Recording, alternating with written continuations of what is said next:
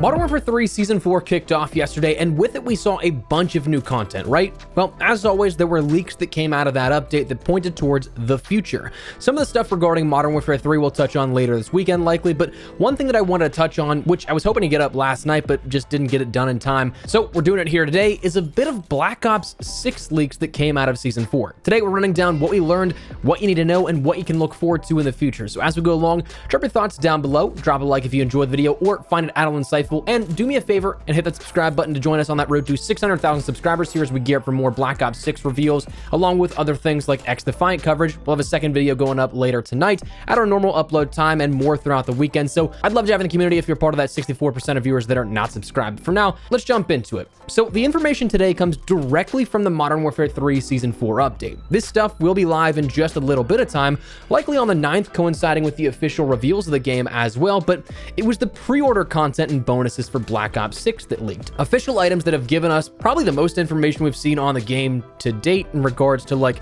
actual gameplay details. So what leaked? Well, it comes down to the pre-orders of the game.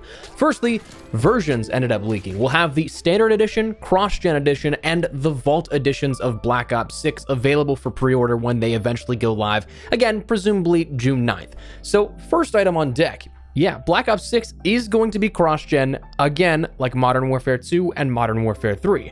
This was previously reported a few days ago by Insider Gaming, but now it looks like it's official. I mean, as official as it can get. These are official assets and all, it's just not simply live. So the last 0.0001% for that 100% confirmation, officially speaking, is just that it's not actually public just yet. Personally, my initial reaction is I don't understand why we're still holding on to last gen. Personally, again, we're past that same generational mark and let go from where we saw the 360 and PlayStation 3 to Xbox One and PS4. This is now going to be the 5th title in the franchise to be cross-gen here in this console generation. Now, it's recently been reported as of April 30th that still half of the active users on PlayStation are still on PlayStation 4 and even 49 mil split each way. So if Xbox is anywhere close to the same number as that, well, that does explain a lot. What that doesn't do is ease my mind when it comes to thinking about developmental ceilings. I mean, the hardware on a launch day, Xbox One and PlayStation 4,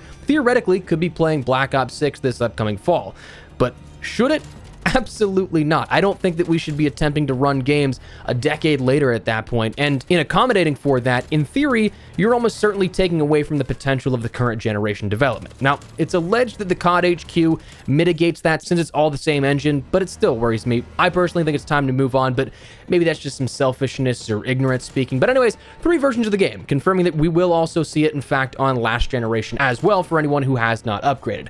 But beyond that, the Vault Edition showcased a ton of details that have some interesting implications. Now, here's what appears to be in the Vault Edition.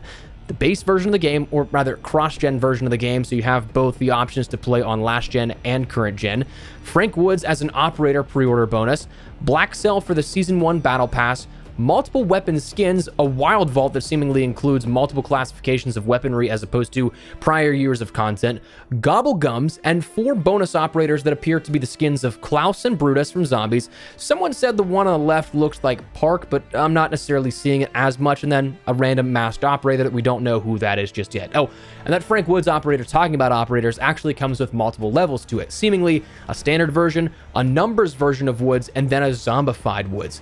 So a lot of interesting and honestly kind of zany and out there cosmetics right up front with this Vault Edition. But a Vault Edition is indeed returning with relatively the same amount of bonuses that you'd expect to see from the last 2 years of Vault Editions. And if I'm guessing, it's probably going to be that same price of around $100. Now, the implications for what this means going further come down to a few different subsections, I guess, of discussion.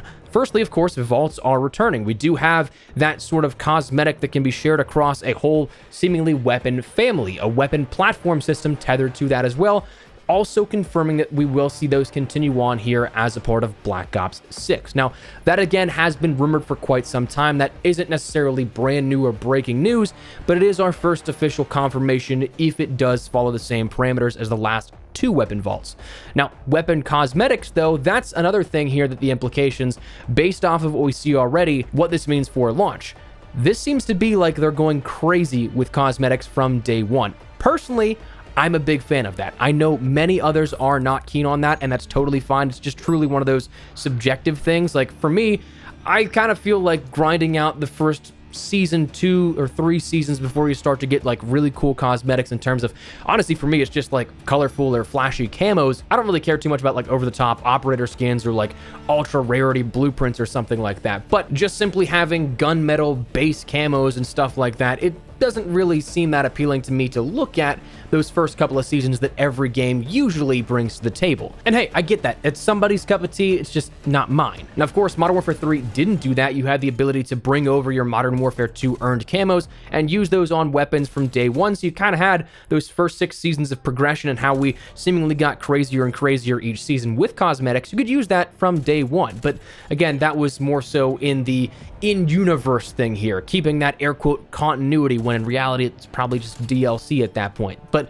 you get what I'm saying, where like that one's kind of an asterisk. But from day one for Black Ops 6 on a brand new title, a continuation of a different franchise wing, that kind of looks like Treyarch's going to be going all out on some cosmetics this year, and again, starting early on. Another really awesome part here for this is that Zombies is truly front and center of this marketing. About like half of this is Zombies related. Klaus, Brutus, Zombie Frank Woods, Gobblegum, they're making it known, it seems, that Zombies is a main focus of this year's title, and rightfully so. This year's Zombies was different. I don't think that it was the worst thing in the world. I think that honestly, from the reception that when it was announced to what we actually got at launch, people found it way more enjoyable than they thought they would, but we just haven't had any upkeep, no real sort of updates to it this year. We didn't have Zombies in Modern Warfare 2 in 2022's year of support. Vanguard Zombies was kind of a travesty, and Black Ops Cold War was the last time we saw like real zombie support, it seemed like. And even at that, they were trying to take it in multiple different ways throughout that year, that it created like a schism in the community that I don't even know that like diehard Zombies fans would say, hey, that was a great year from start to finish. But seemingly a heavy investment into this up front should hopefully be a good sign. Of course, there is rumors that we'll end up seeing 2 maps at launch for round-based. There's the prospect of Outbreak and other sort of open world stuff as well coming, but we'll have to wait and see. And in regards to Zombies, the last thing that has some implications here out of this Vault Edition stuff is that Gobblegum seems to be returning. Now, it's been long rumored, but honestly, I kind of can't believe they're doing it, like in a good way. But my only hope is that we don't have any system in place that makes this monetized out the wazoo like we saw in Black Ops 3. Granted, of course, you could absolutely earn Gobblegums in Black Ops 3. I don't think that I spent a penny on Black Ops 3 Gobblegums, but it was one of those things that it was, I feel like Black Ops 3 kind of like incentivized buying things and supply drops more than others. Like it was the silent hand guiding you to it. Obviously, you didn't need to, but it was ever present, like, hey, you could make your life a lot easier if you did this, that type of thing. But anyways, that is what we saw out of Modern Warfare 3 Season 4.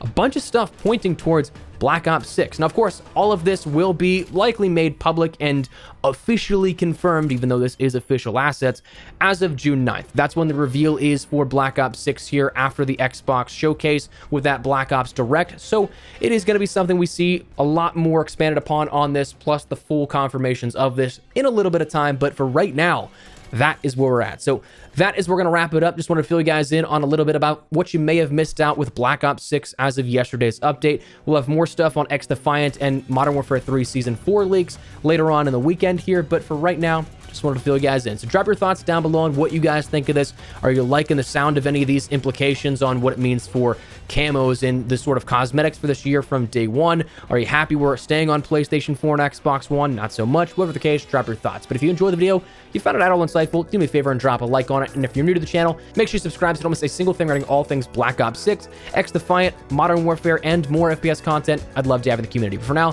thanks so much for watching. My name is Espresso. I'll see you later. Take care and peace.